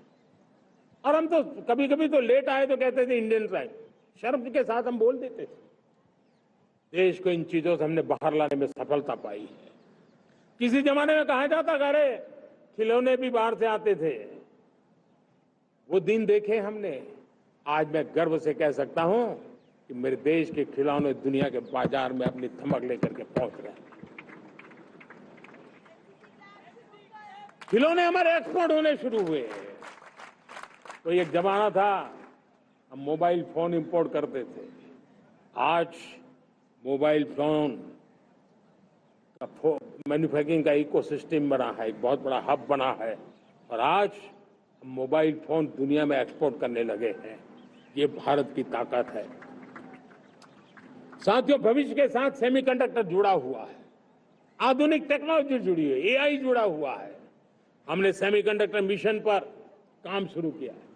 हर उपकरण में मेड इन इंडिया चिप क्यों न हो, क्यों ये सपना मेरे देश का नौजवान देखे। टैलेंट यहाँ है, सारे इस प्रकार के रिसर्च काम हिंदुस्तान में होते हैं, तो प्रोडक्शन भी हिंदुस्तान में होगा, सेमीकंडक्टर का काम भी हिंदुस्तान में होगा। और हम एंड टू एंड सॉल्यूशन दुनिया को देने की ताकत रखते हैं, और हम उसको साथियों, एक जमाना हमने देखा है 2G के लिए हम कैसा संघर्ष करते थे। आज हर उपकरण में हम देख रहे हैं, हम तेजी से आगे बढ़े। और 5G जिस तेजी से पूरे देश में रोल आउट हुआ, हिंदुस्तान के करीब करीब सभी क्षेत्रों में 5G पहुंच गया। वो विश्व में तेज गति से 5G पहुंचाने में हम आगे रहे। और देश साथियों, मैंने कहा हम रुकने वाले नहीं है। 5G पे रुक जाना हमें मंजूर नहीं है। हम 6G पर अभी से मिशन मोड में काम कर रहे हैं, और विश्व में हम उसमें भी अपनी धमक जमाएंगे, ये मैं विश्वास से कहता हूं। मेरे प्यारे साथियों, डिफेंस सेक्टर हमारी आदत हो गई थी। डिफेंस बजट कितना ही क्यों न हो, लेकिन कभी कोई सोचता नहीं था कि डिफेंस बजट बढ़ा तो जाता कहां है। डिफेंस बजट विदेशों से खरीदी में चला जाता था। अब हम चाहते हैं हम आत्मनिर्भर बने, और मैं हमारी डिफेंस फोर्सेस का हृदय से धन्यवाद करता हूं। उन्होंने हजारों ऐसी चीजें लिस्ट कर दी है। उन्होंने तय किया है कि हम विदेश से नहीं लाएंगे। राष्ट्र के लिए जीना क्या कहते हैं, ये हमारे सेना के जवानों ने दिखाया है, और उसके कारण डिफेंस के सेक्टर में हम आत्मनिर्भर होते चले जा रहे हैं। आज डिफेंस मैन्युफैक्चरिंग में भारत की पहचान बनी है, और मैं आज खुशी से कह सकता हूं कि जो देश कभी डिफेंस की हर छोटी मोटी चीज बाहर से लाता था, आज धीरे धीरे दुनिया के कई देशों में हम जो डिफेंस के इक्विपमेंट मैन्युफैक्चर कर रहे हैं वो हम एक्सपोर्ट करने लगे हैं। दुनिया में डिफेंस हब, मैन्युफैक्चरिंग हब के रूप में हम धीरे धीरे उभर रहे हैं। हम मैन्युफैक्चरिंग क्षेत्र को बढ़ावा देना चाहते हैं क्योंकि रोजगार के लिए सर्वाधिक आवश्यक है। आज पीएलआई स्कीम को बहुत बड़ी सफलता मिली है। एफडीआई रिफॉर्म्स उसने भी हमें बहुत बड़ी ताकत दी है। एमएसएमईज को बहुत बड़ा बल मिला है, नई व्यवस्थाएं विकसित हुई है और उसके कारण हमारा मैन्युफैक्चरिंग सेक्टर, हम दुनिया का एक मैन्युफैक्चरिंग हब बने। जिस देश के पास इतनी नौजवान शक्ति हो, जिस देश के अंदर ये सामर्थ्य हो, हम मैन्युफैक्चरिंग की दुनिया में भी इंडस्ट्री 4.0 में हम बहुत बड़ी ताकत के साथ आगे जाना चाहते हैं। और इसके लिए आवश्यक स्किल डेवलपमेंट, उस पर भी हमने बल दिया है। और स्किल डेवलपमेंट में भी हमने नए मॉडल तय किए हैं। हमने जन भागीदारी को जोड़ा है ताकि तुरंत रिक्वायरमेंट के अनुसार स्किल डेवलपमेंट हम कर सके। और मुझे विश्वास है, मैं लाल किले की प्राचीर से कह रहा हूं, वो दिन दूर नहीं होगा जो भारत इंडस्ट्रियल मैन्युफैक्चरिंग का हब होगा। दुनिया उसकी तरफ देखती होगी। आज विश्व की बहुत बड़ी कंपनियां भारत में निवेश करना चाहती हैं। ये चुनाव के बाद मैंने देखा, मेरे तीसरे कार्यकाल में जितने लोग मुझसे मिलने के लिए मांग कर रहे हैं वो ज्यादातर निवेशक लोग हैं, विश्व भर के निवेशक हैं। वो आना चाहते हैं, भारत में निवेश करना चाहते हैं। ये एक बहुत बड़ा गोल्डन अपॉर्चुनिटी है। मैं राज्य सरकारों से आग्रह करता हूं कि आप निवेशकों को आकर्षित करने के लिए स्पष्ट नीति निर्धारित कीजिए, गुड गवर्नेंस का आश्वासन दीजिए, लॉ एंड ऑर्डर सिचुएशन के लिए उनको भरोसा दीजिए। हर राज्य एक तंदुरुस्त स्पर्धा में आगे आए। राज्य राज्य के बीच निवेशकों को खींचने के लिए स्पर्धा होनी चाहिए। निवेशकों को लिए, ताकि उनके राज्य में निवेशक आएंगे, उनके राज्य के नौजवानों को स्थानीय रूप से अवसर मिलेगा, रोजगार का अवसर मिलेगा। नीतियों में परिवर्तन लाना चाहिए तो ग्लोबल रिक्वायरमेंट के अनुसार नीतियों को राज्यों ने परिवर्तित करना चाहिए। लैंड की आवश्यकता है तो राज्यों ने लैंड बैंक बनानी चाहिए। गुड गवर्नेंस, सिंगल पॉइंट पर काम करने के लिए राज्य जितने प्रोएक्टिव होंगे, जितने ज्यादा प्रयास करेंगे, जो निवेशक आ रहे हैं वो कभी भी वापस नहीं जाएंगे। सिर्फ भारत सरकार से काम ये होता नहीं है, राज्य सरकारों की बहुत बड़ी आवश्यकता होती है, क्योंकि जो भी प्रोजेक्ट लगने वाला है उस राज्य में लगने वाला है, उसको हर राज्य के साथ रोजमर्रा का काम पड़ता है। और इसलिए मैं राज्यों से आग्रह करूंगा कि जब विश्व पूरा भारत की तरफ आकर्षित हो रहा है, विश्व पूरा भारत में निवेश करने के लिए प्रतिबद्ध हो रहा है, तब ये हमारा दायित्व बनता है कि हमारी पुरानी आदतें छोड़ करके स्पष्ट नीति के साथ हम आगे आए। देखिए, आपको परिणाम अपने राज्य में दिखाई देगा और आपका राज्य भी चमक उठेगा, ये मैं आपको विश्वास देता हूं। साथियों, भारत अपनी बेस्ट क्वालिटी के लिए पहचानी जाए, ये बहुत जरूरी है। अब विश्व के लिए हमें डिजाइन ऑफ इंडिया का क्षेत्र, डिजाइन इन इंडिया, इस पर हमने बल देना है। हमें कोशिश करनी है अब इंडियन स्टैंडर्ड इंटरनेशनल स्टैंडर्ड बनने चाहिए। इंडियन स्टैंडर्ड इंटरनेशनल स्टैंडर्ड बनेंगे तब हमारी हर चीज को सहजता से मोहर लग जाएगी और ये हमारे प्रोडक्शन की क्वालिटी पर निर्भर करेगा, हमारी सेवा की क्वालिटी पर निर्भर करेगा, हमारे अप्रोच की क्वालिटी पर निर्भर करेगा। और इसलिए हमें क्वालिटी पर बल देकर के आगे बढ़ना है। हमारे पास टैलेंट है, डिजाइन के क्षेत्र में हम दुनिया को बहुत कुछ नया दे सकते हैं। डिजाइन इन इंडिया, इस आह्वान को लेकर के हमें अब आगे चलना है। Design in India and design for the world, इस सपने को लेकर के चलना है। मैं देख रहा हूं गेमिंग की दुनिया का बहुत बड़ा मार्केट खड़ा हुआ है, लेकिन आज भी गेमिंग की दुनिया पर प्रभाव, खास करके उन खेलों को बनाने वाले लोग, प्रोडक्ट करने वाले लोग, विदेशी कमाई होती। भारत के पास बहुत बड़ी विरासत है। हम गेमिंग की दुनिया में बहुत नई टैलेंट को लेकर के आ सकते हैं। विश्व के हर बच्चे को हमारे देश के बनी हुई गेमिंग की ओर आकर्षित कर सकते हैं। मैं चाहता हूं कि भारत के बच्चे भारत के नौजवान, भारत के आईटी प्रोफेशनल्स, भारत के एआई के प्रोफेशनल्स, वे गेमिंग की दुनिया को लीड करें। खेलने में नहीं, गेमिंग की दुनिया में हमारे प्रोडक्ट पूरे विश्व में पहुंचने चाहिए और पूरी दुनिया में हमारे एनिमेटर्स काम कर सकते हैं। एनिमेशन की दुनिया में हम अपनी दाग जमा सकते हैं। हम उस दिशा में काम करें। मेरे प्यारे देशवासियों, आज विश्व के अंदर ग्लोबल वार्मिंग, क्लाइमेट चेंज हर क्षेत्र में चिंता और चर्चा का विषय रहता है। भारत ने उस दिशा में काफी कदम उठाए हैं। हम विश्व को आश्वस्त करते रहे हैं और शब्दों से नहीं, अपने कार्यों से, प्राप्त परिणामों से हमने विश्व को आश्वस्त भी किया है और विश्व को आश्चर्यचकित भी किया है। हम ही हैं जिन्होंने सिंगल यूज प्लास्टिक पर प्रतिबंध लगाया है। हमने रिन्यूएबल एनर्जी पर विस्तार किया है। हमने रिन्यूएबल एनर्जी को एक नई ताकत दी है। आने वाले कुछ वर्षों में हम नेट जीरो फ्यूचर की ओर आगे बढ़ रहे हैं। मुझे याद है पेरिस एकॉर्ड में जिन देशों ने अपने लक्ष्य निर्धारित किए थे, आज मैं लाल किले की प्राचीर से मेरे देशवासियों की ताकत दुनिया को बताना चाहता हूं। G20 देश के समूह जो नहीं कर पाए, वो मेरे देश के नागरिकों ने करके दिखाया है। मेरे देशवासियों ने करके दिखाया है। हिंदुस्तान ने करके दिखाया है। पेरिस एकॉर्ड के अंदर जो टारगेट हमने तय किए थे, उन टारगेट को समय से पहले पूरा करने वाला G20 देशों के समूह में अगर कोई है, एकमात्र मेरा हिंदुस्तान है, एकमात्र मेरा भारत है। और इसलिए गर्व होता है साथियों।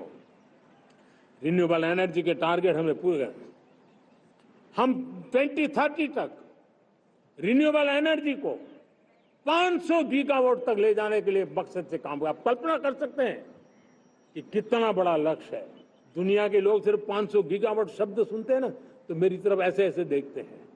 लेकिन आज मैं विश्वास से कह रहा हूं देशवासियों को कि इस लक्ष्य को भी हम पूरा करके रहेंगे और ये मानव जाति की भी सेवा करेगा, हमारे भविष्य की भी सेवा करेगा, हमारे बच्चों के उज्जवल भविष्य की गारंटी बनेगा।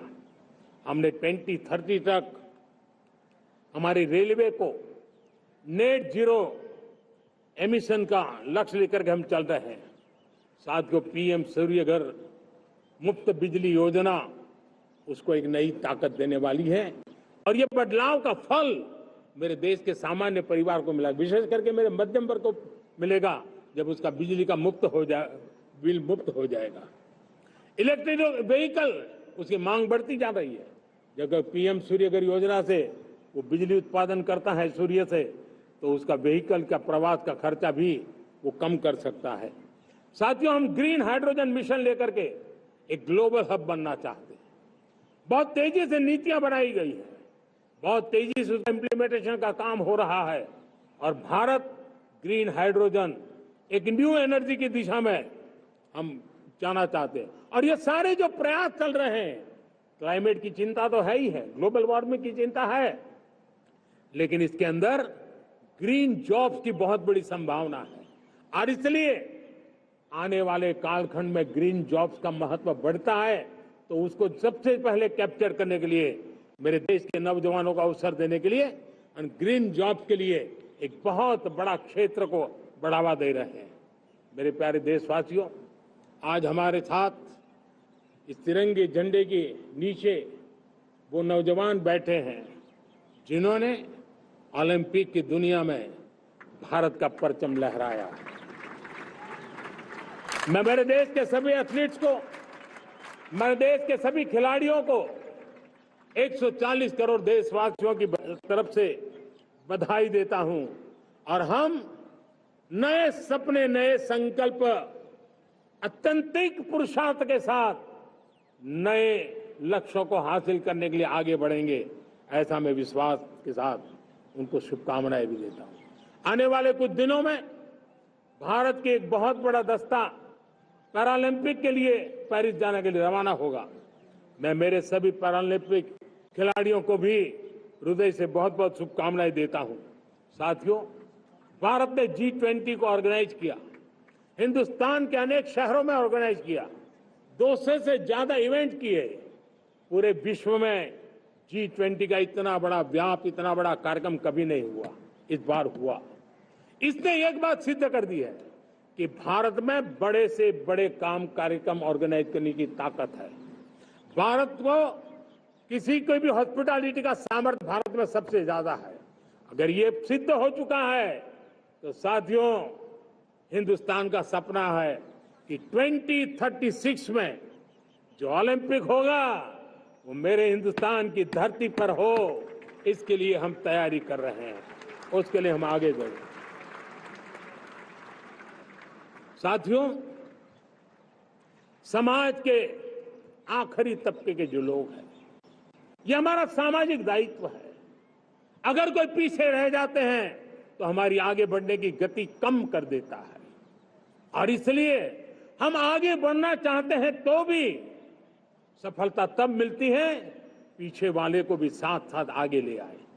और इसलिए हम सबका दायित्व बनता है कि हमारे समाज में आज भी जो क्षेत्र पीछे रह गए हैं, जो समाज पीछे रह गए हैं, जो लोग पीछे रह गए हो, हमारे छोटे छोटे किसान हो, हमारे जंगलों में रहने वाले मेरे आदिवासी भाई बहन हो, हमारी माताएं बहनें हो, हमारे मजदूर हो, हमारे श्रमिक साथी हो, हमारे कामगार लोग हो, इन सबको हमें बराबरी में लाने के लिए, हमारे बराबर लाने के लिए भरपूर प्रयास करना है। लेकिन अब गति पकड़ गई है, अब लंबे दिन तक हमें वो करना नहीं पड़ेगा। बहुत जल्द वो हमारे पास पहुंच जाएंगे, हमारी बराबरी में आ जाएंगे, हमारी ताकत बहुत बढ़ जाएगी। और बड़ी संवेदना के साथ हमें इस काम को करना है। और इसके लिए एक बहुत बड़ा अवसर आ रहा है। मैं मानता हूं संवेदनशीलता की दृष्टि से इससे बड़ा अवसर क्या हो सकता है। हमें पता है 1857 के स्वतंत्र संग्राम के पहले भी अंग्रेजों के नाक को दम करने वाला हमारा देश का एक आदिवासी युवक था। 20-22 साल की उम्र में उसने अंग्रेजों के नाक को दम ला दिया था, जिसको आज भगवान बिरसा मुंडा के रूप में लोग पूजा करते हैं। भगवान बिरसा मुंडा की 150वीं जयंती आ रही है। ये हम सबके लिए प्रेरणा का कारण बने। समाज के प्रति छोटा सा छोटा व्यक्ति भी देश के लिए कैसी जज्बात रखता है, उससे बड़ी प्रेरणा भगवान बिरसा मुंडा से अधिक कौन हो सकता है। आइए हम भगवान बिरसा मुंडा की 150वीं जयंती जब मनाएं, संवेदनशीलता का हमारा व्याप बढ़े, समाज के प्रति हमारा ममभाव बने। हम समाज के हर व्यक्ति को, गरीबों को, दलित को, पिछड़ों को, आदिवासियों को, हर एक को हम अपने साथ लेकर के चले। इस संकल्प को लेकर के चलना है। मेरे प्यारे देशवासियों, हम संकल्प के साथ तो बढ़ तो रहे हैं, बहुत आगे बढ़ रहे हैं, लेकिन ये भी सच है कि कुछ लोग होते हैं जो प्रगति देख नहीं सकते। कुछ लोग होते हैं जो भारत का भला सोच नहीं सकते हैं। जब तक खुद का भला न हो तब तक उनको किसी का भला अच्छा नहीं लगता है। ऐसी विकृत मानसिकता से भरे हुए लोगों की कमी नहीं होती है। देश को ऐसे लोगों से बचना होगा। वे निराशा की गर्त में डूबे हुए लोग हैं। ऐसे मुट्ठी भर निराशा की गर्त में डूबे हुए लोग, जब उनके गोद में विकृति पलती है तब वो विनाश का कारण बन जाती है, सर्वनाश का कारण बन जाती है, एनार्की का मार्ग ले लेती है। और तब देश को इतनी बड़ी हानि हो जाती है जिसकी भरपाई करने में हमें नए सिरे से मेहनत करनी पड़ती है। इसलिए ऐसे जो छुटपुट निराशावादी तत्व होते हैं, वो सिर्फ निराशा इतना नहीं है, उनकी गोद में विकृति पल रही है। ये विकृति विनाश के, सर्वनाश के सपने देख रही है, ताने बाने जोड़ने की प्रयासों में लगी हुई है। देश को इसे समझना होगा। लेकिन मैं देशवासियों को कहना चाहता हूं कि हम हमारी नेक नीयत से, हमारी ईमानदारी से, राष्ट्र के प्रति हमारे समर्पण से हम सारी परिस्थितियों के बावजूद भी विपरीत मार्ग पर जाने वालों के लिए भी उनके भी दिल जीत करके हम देश को आगे बढ़ने के हमारे संकल्प में कभी भी पीछे नहीं हटेंगे, ये मैं विश्वास दिलाना चाहता हूं। साथियों, चुनौतियां हैं, अनगिनत चुनौतियां हैं। चुनौतियां भीतर भी है, चुनौतियां बाहर भी है। और जैसे जैसे हम ताकतवर बनेंगे, जैसे जैसे हमारा तवज्जो बढ़ेगा, तो चुनौतियां भी बढ़ने वाली है, बाहर की चुनौतियां और बढ़ने वाली है। और मुझे उसका भली भांति अंदाज है।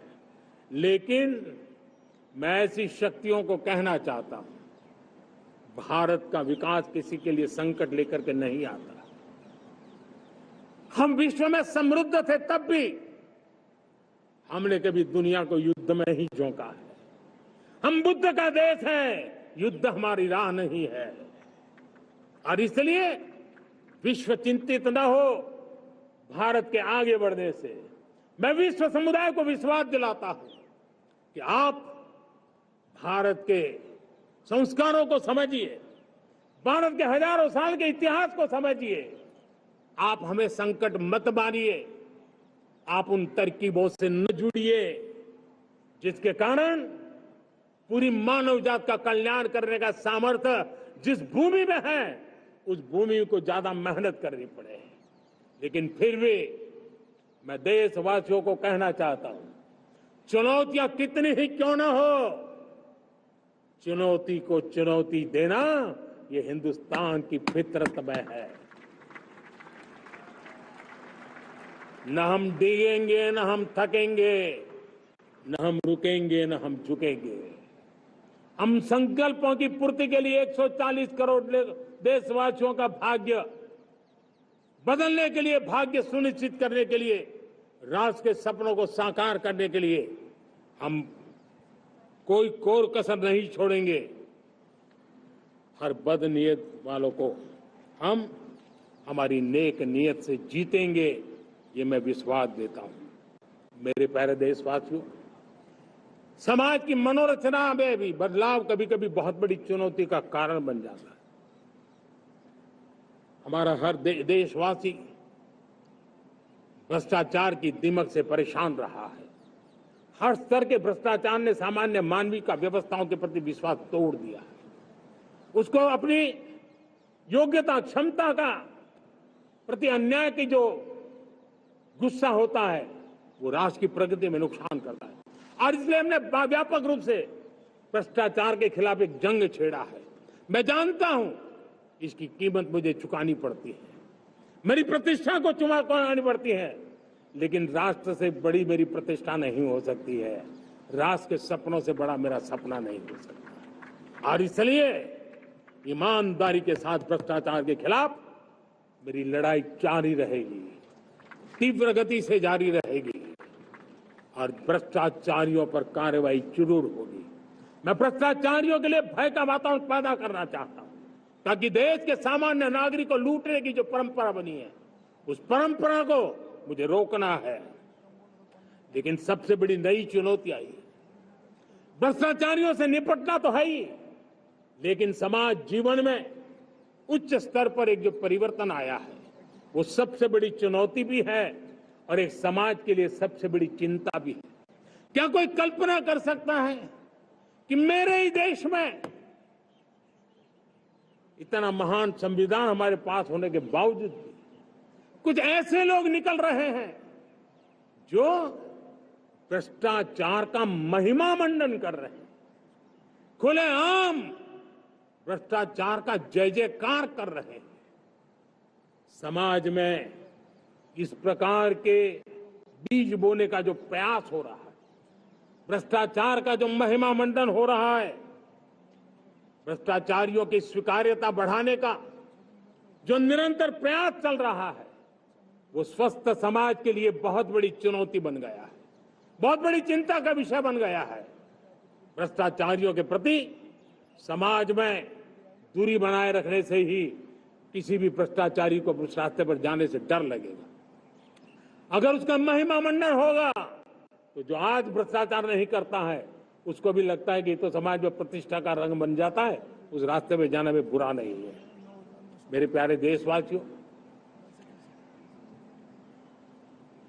बांग्लादेश में जो कुछ भी हुआ है उसको लेकर पड़ोसी देश के नाते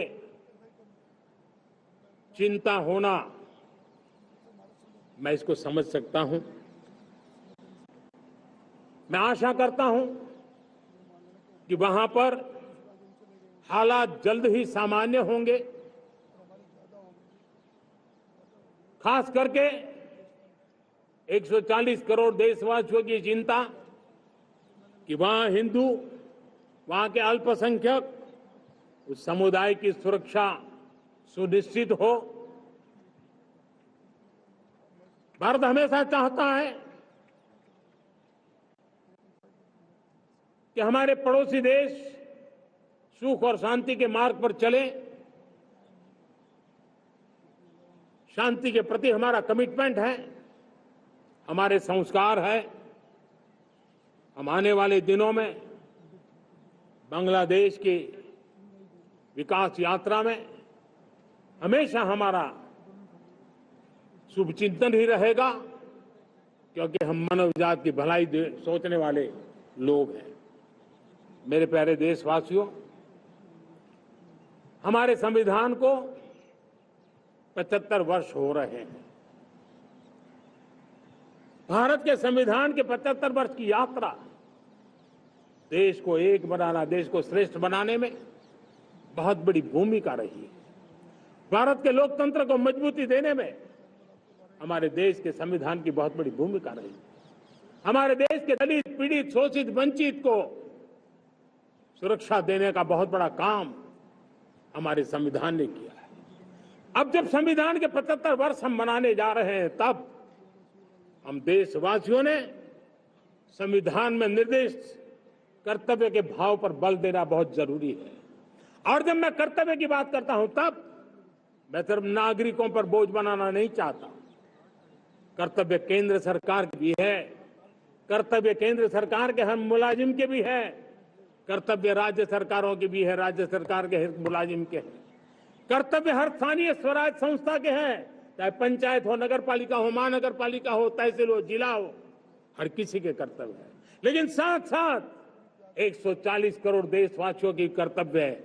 अगर हम सब मिल करके अपने कर्तव्यों का निर्वाह करेंगे तो हम अपने आप औरों के अधिकारों की रक्षा करने के लिए निमित्त बनेंगे।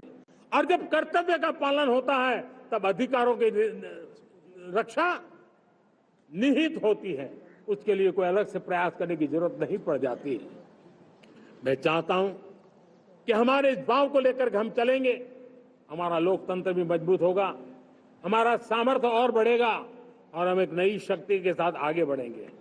मेरे प्यारे देशवासियों, हमारे देश में सुप्रीम कोर्ट ने बार बार यूनिफॉर्म सिविल कोड को लेकर जो चर्चा की है, अनेक बार आदेश दिए हैं, क्योंकि देश का एक बहुत बड़ा वर्ग मानता है और उसमें सच्चाई भी है कि जिस सिविल कोड को हम लेकर के जी रहे हैं, वो सिविल कोड सचमुच में तो एक प्रकार का कम्युनल सिविल कोड है, भेदभाव करने वाला सिविल कोड है।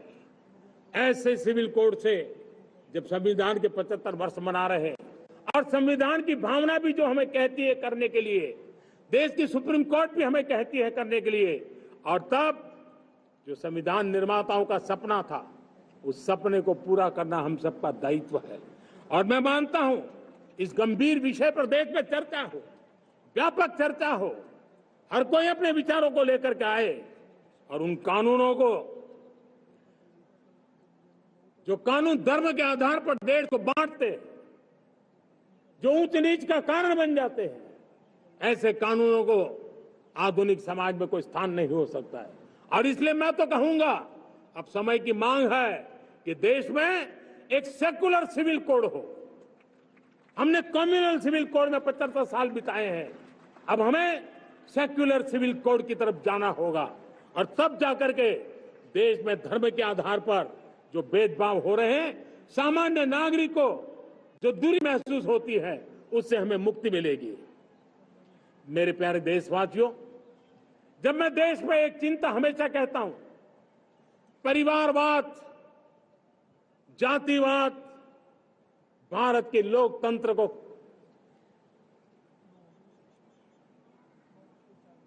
बहुत नुकसान कर रहा है। देश को, लोक राजनीति को हमें परिवारवाद और जातिवाद से मुक्ति दिलानी होगी।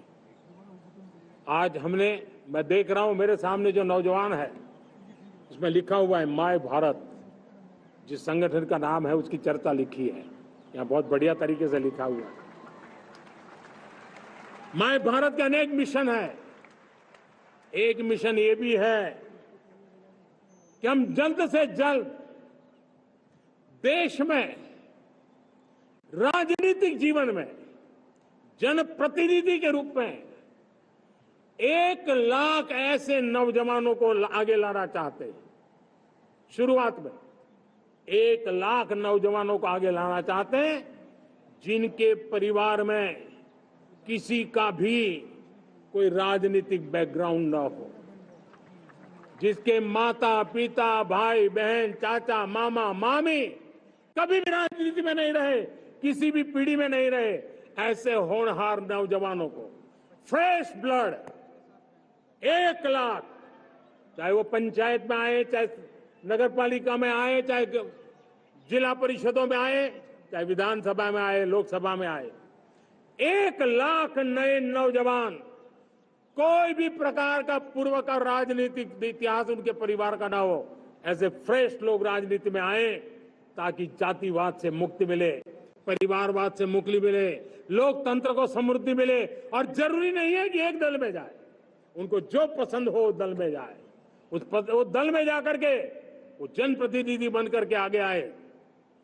देश तय करके चले कि आने वाले दिनों में 1 लाख ऐसे नौजवान जो परिवार राजनीति से दूर दूर का संबंध नहीं है, ऐसे फ्रेश ब्लड आएंगे तो सोच भी नहीं आएगी, सामर्थ्य भी नहीं आएगा, लोकतंत्र समृद्ध होगा।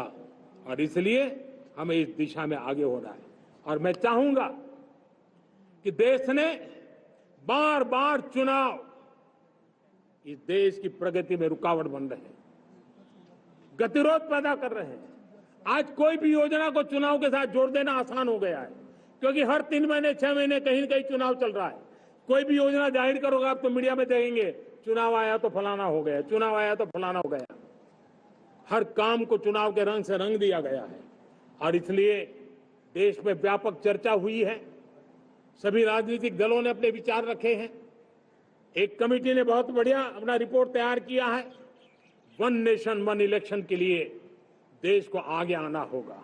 मैं लाल किले से तिरंगे की साक्षी में देश के राजनीतिक दलों से आग्रह करता हूं, देश के संविधान को समझने वाले लोगों से आग्रह करता हूं कि भारत की प्रगति के लिए, भारत के संसाधनों का सर्वाधिक उपयोग जन सामान्य के लिए हो, उसके लिए 1 नेशन 1 इलेक्शन के सपने को साकार करने के लिए हमें आगे आना चाहिए। मेरे प्यारे देशवासियों, भारत का स्वर्णिम कालखंड है। 2047 विकसित भारत, ये हमारी प्रतीक्षा कर रहा है। बाधाएं, रुकावटें, चुनौतियां, उसको परास्त करके एक दृढ़ संकल्प के साथ ये देश चलने के लिए प्रतिबद्ध है। और साथियों, मैं साफ देख रहा हूं, मेरे विचारों में कोई झिझक नहीं है, मेरे सपनों के सामने कोई पर्दा नहीं है। मैं साफ साफ देख सकता हूं कि यह देश 140 करोड़ देशवासियों के परिश्रम से, हमारे पूर्वजों का खून हमारी रगों में है, अगर वो 40 करोड़ लोग आजादी के सपनों को पूर्ण कर सकते हैं तो 140 करोड़ देशवासी समृद्ध भारत के सपने को साकार कर सकते हैं। 140 करोड़ देशवासी विकसित भारत के सपने को साकार कर सकते हैं। और मैंने पहले भी कहा था कि मेरे तीसरे टर्म में देश तीसरी इकोनॉमी तो बनेगा ही, लेकिन मैं 3 गुना काम करूंगा, 3 गुना तेज गति से काम करूंगा, 3 गुना व्यापकता से काम करूंगा, ताकि देश के लिए जो सपने हैं वो बहुत निकट में पूरे हो। मेरा हर पल देश के लिए है, मेरा हर क्षण देश के लिए है, मेरा कण कण सिर्फ और सिर्फ मां भारती के लिए है। और इसलिए 24/7 और 2047 इस प्रतिबद्धता के साथ आइए मैं देशवासियों का आह्वान करता हूं। हमारे पूर्वजों ने जो सपने देखे थे उन सपनों को हम संकल्प बनाए, अपने सपनों को जोड़े, अपने पुरुषार्थ को जोड़े और 21वीं सदी जो भारत की सदी है उस सदी में स्वर्णिम भारत बना के रहें, उसी सदी में हम विकसित भारत बना के रहें और उन सपनों को पूरा करते हुए आगे बढ़े। और स्वतंत्र भारत 75 साल की यात्रा के बाद एक नए मुकाम पर बढ़ रहा है, तब हम कोई कोर कसर न छोड़े। और मैं आपको विश्वास दिलाता हूं, आपने मुझे जो दायित्व दिया है मैं कोई कोर कसर नहीं छोड़ूंगा। मैं मेहनत में कभी पीछे नहीं रहूंगा, मैं साहस में कभी कतराता नहीं हूं, मैं चुनौतियों से कभी टकराते से डरता नहीं हूं। क्यों? क्योंकि मैं आपके लिए जीता हूं, मैं आपके भविष्य के लिए जीता हूं, मैं आप भारत माता के उज्जवल भविष्य के लिए जी रहा हूं। और उस सपनों को पूरा करने के लिए आज राष्ट्र ध्वज के छाया में, तिरंगे की छाया में दृढ़ संकल्प के साथ हम आगे बढ़े। इसी के साथ मेरे साथ बोलिए, भारत माता की, भारत माता की, भारत माता की, वंदे वंदे वंदे वंदे। जय हिंद, जय हिंद, जय